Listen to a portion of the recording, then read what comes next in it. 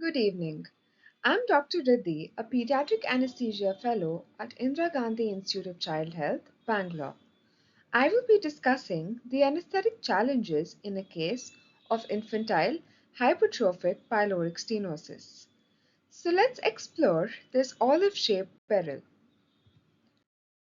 I will first present a case, followed by the introduction, etiology, clinical features, pathophysiology, and diagnosis of IHPS. And then we'll discuss the anesthetic concerns and their management. A 1 month old male child weighing 3.2 kgs presented to us with the complaints of vomiting since 1 week of birth and abdominal distension post feeds. The child had a normal birth history. The mother says that the child has been vomiting since 1 week of birth. It occurred around 1 hour after almost every breastfeed, is curry white, non-bilious, and projectile. She also said that the child has abdominal distension post feeds, which is associated with wave like movements in the upper abdomen that subsided after vomiting.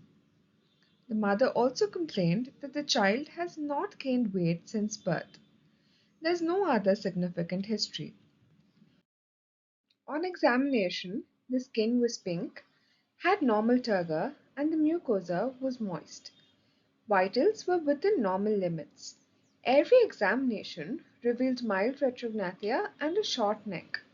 An olive-shaped mass was palpable in the epigastrium, which moved with peristalsis.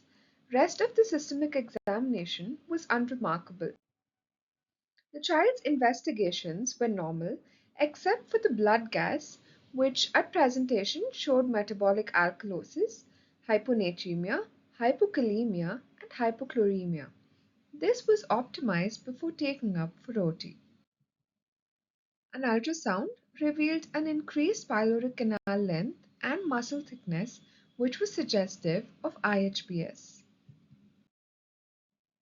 My diagnosis: a term male neonate with non-bilious vomiting and visible gastric peristalsis, probably secondary to infantile hypertrophic pyloric stenosis, with poor weight gain and no signs of dehydration or lethargy.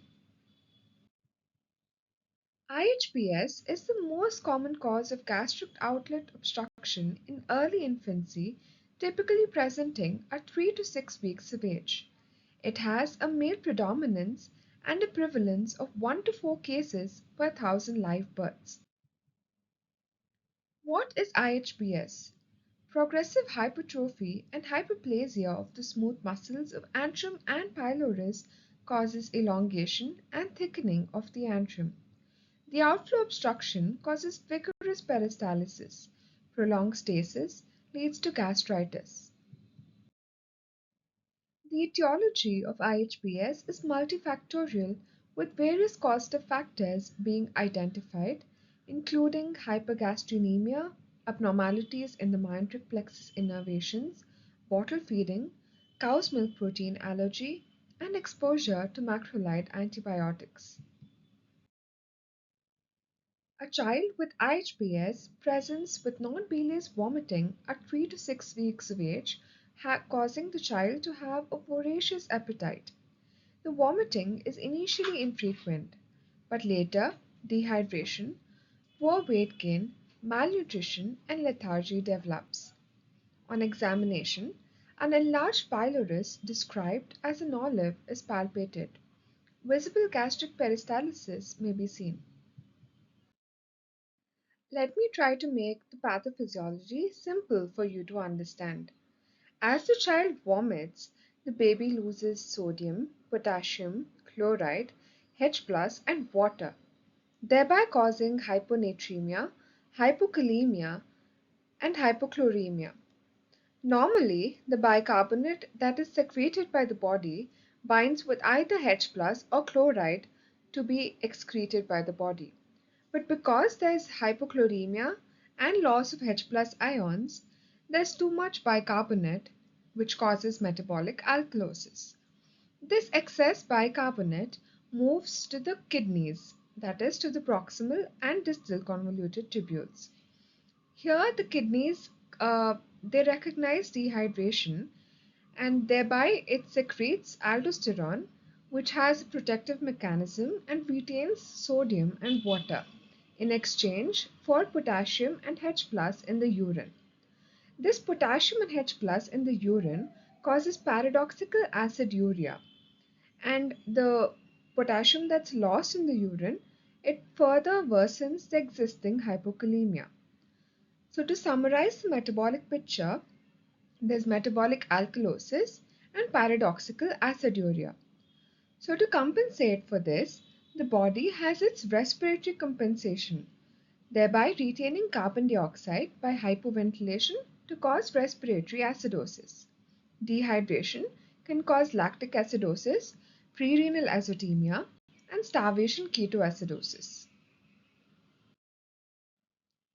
The diagnosis is supported by the blood gas, which shows hypochloremic, hypokalemic metabolic alkalosis, and an ultrasound would be confirmatory, where a muscle wall thickness more than 3 millimeters or a pyloric channel length more than 14 millimeters is diagnostic.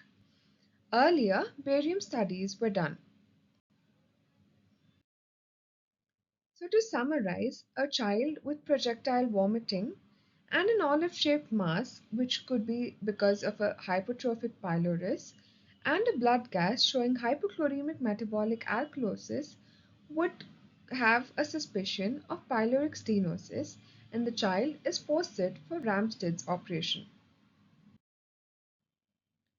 The anesthetic considerations when a child comes for pyloromyotomy, which could either be open or laparoscopic, are severe dehydration as the child is having repeated episodes of vomiting, hypochloremic hypokalemic metabolic alkalosis, which could be deleterious and needs to be promptly corrected, full stomach because of the gastric outlet obstruction, and a higher risk of postoperative apnea due to the respiratory acidosis, compensating for the metabolic alkalosis and the effect of residual agents and opioids.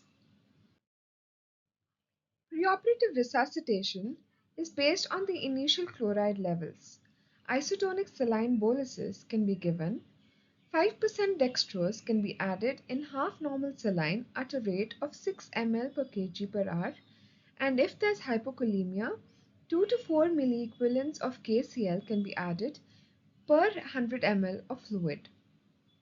The indicators of successful resuscitation are a pH between 7.3 to 7.5, bicarbonate between 28 to 30, sodium more than 132, potassium more than 3.5, and chloride more than 90. At induction, we must remember that the child has a full stomach despite being MPO. A large bore orogastric catheter must be inserted to perform a 4-quadrant aspiration. Controlled and gentle mask ventilation must be done, that is, modified rapid sequence intubation. As these babies have a high risk of postoperative apnea, we must come down on the dose of opioids.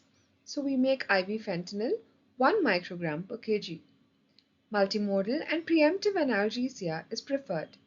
IV fentanyl 1 microgram per kg, IV paracetamol 15 mg per kg if the baby is term, local infiltration, and subcostal transversus abdominal spleen block can be given. Laparoscopic pyloromyotomy is the standard of care. However, laparoscopy comes with its own set of concerns, especially in a neonate. There can be hypothermia because of the cold, dry carbon dioxide that is used for insufflation. There can be bradycardia, especially if the flow rate is high, causing rapid insufflation because of the increased vagal tone. There can be increased carbon dioxide absorption because of the larger surface area of the peritoneum. The endotracheal tube can get displaced endobronchially because of the raised intra-abdominal pressure. A gas embolism could occur if there's a patent foramen ovale or a patent ductus arteriosus. Flow rates must be set at 0.5 to 1 liter per minute and pressure must be set between 6 to 8 millimeters of mercury. During extubation, we must ensure that the baby is breathing regularly and protective airway reflexes have returned. There is a higher risk of postoperative apnea, and hence the child must be strictly monitored for 12 hours with saturation and respiratory rate being monitored.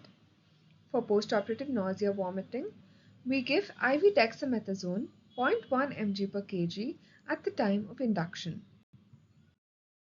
To conclude, the anesthetic management of a case of IHPS requires proper understanding of the pathophysiology in order to ensure optimal outcomes. Thank you.